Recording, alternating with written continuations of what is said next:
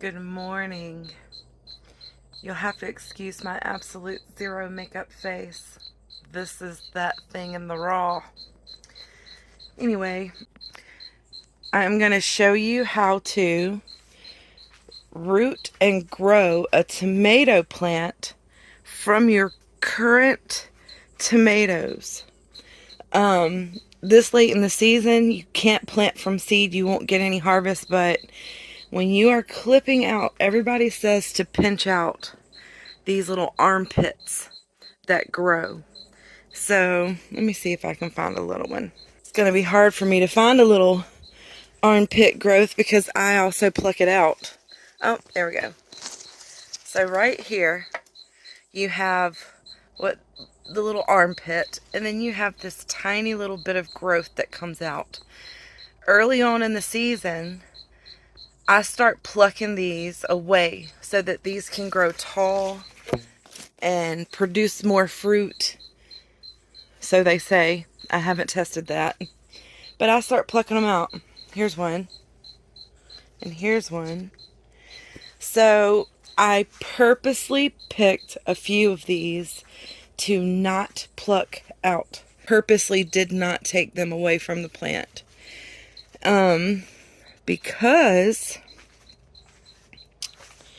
if you come and look at my little science project down here, this was one that I purposely did not pluck out. I let it grow, and now I've pruned it, and I already have probably a 10-inch tall tomato plant.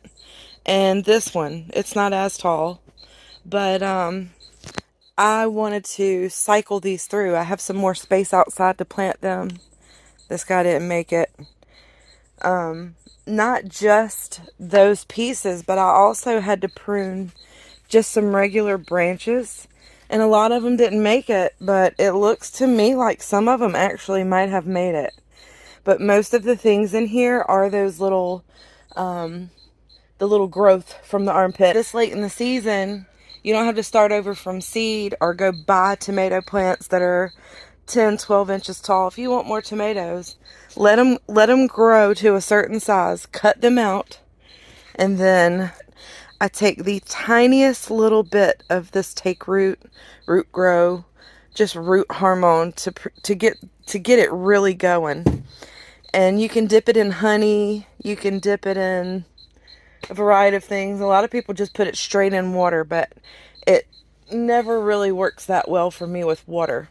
So this I clipped from the plants a week ago and put them in here. Oh yeah, see that? That is a beautiful root system right there. And I put it in here and put it in there so that I had some smaller ones and I didn't want them to sink all the way to the bottom of the jar. So I put them in the cup that had holes in it and set it in here. You don't have to do that, but it works out. So let's see what we've got here. And this water, I did not leave sitting for a week. It looks pretty gross, but I actually changed it out about 3 or 4 times. So we're going to see.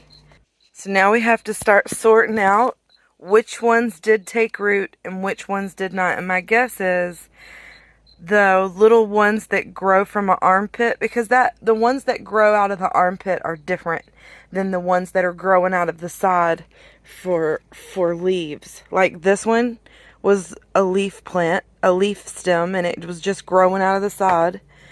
And this little guy was an armpit, and you can tell the leaves look different. But the reason why I think they root better is because they're a stalk in themselves. See the stem? No roots. I don't think I was very successful with that. No roots. But I figured I'd give it a try. Yep. It didn't work. So, but look at this. That is beautiful. And that's probably about 10 inches. So I'm making a did root and didn't root pile. And this one was just really small, and I don't think it was in the water. That's why it didn't root. So look at that. It's beautiful. That is a great little root system there. And I think that probably this is a huge plant. This is going to be already, I underestimated this tall one. It is not 10 inches. It is more like 13 or 14 inches tall. And I have a plant 13 or 14 inches tall. It takes a long time to get that tall from seed. And then I have some smaller ones here. That's another just leaf, and it did not do anything. And I know y'all probably are bored sitting here watching me sort through the rooted plants, but look at that. That is absolutely beautiful. It did work. It worked, and it worked beautifully. I am going to have a second round of tomatoes. I think that the tomatoes I have now have produced all the flowers that they're going to produce. So whatever tomatoes I get is what I get. But I'll go ahead and plant these, and then by the time these turn red, hopefully these will have flowers on them, and it will be a whole second rotation of tomatoes. Very excited about this. Would also like to show you my updated pollinizer. This is a cheapy electric toothbrush from the Dollar Tree, of all places. And I just turn it on, and I go next to one of the flowers. And I try to make sure that it's not real powerful. I just try to run next to, like, the flowers are growing here. So I try to put it next to it because it's so weak, and I just go around, and actually have left my door open long enough for a little pollinator to get in here. He's welcome. He's gonna die when I shut the door, though. Well, maybe not. He might be able to live in here, but I'm trying to make this a bug-free zone. So every day before the sun peeks out, because when the sun comes out, there's a tree line back here, and when the sun comes out from over that tree line, the temperature in here is something special. We've been having these really bad heat waves, and it's already, my little thermometer back there in the jungle, it's already 80 degrees in here, and the sun hasn't popped out over the trees yet. So you can only imagine.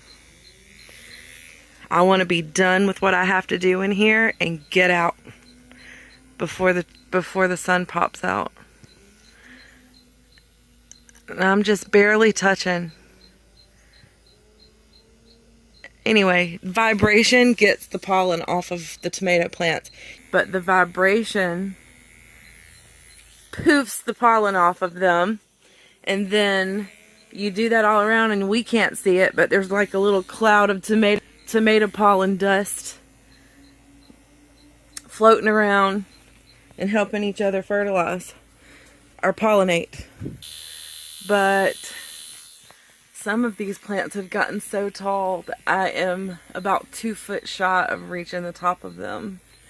So I have to use this handy dandy ladder to reach the tops.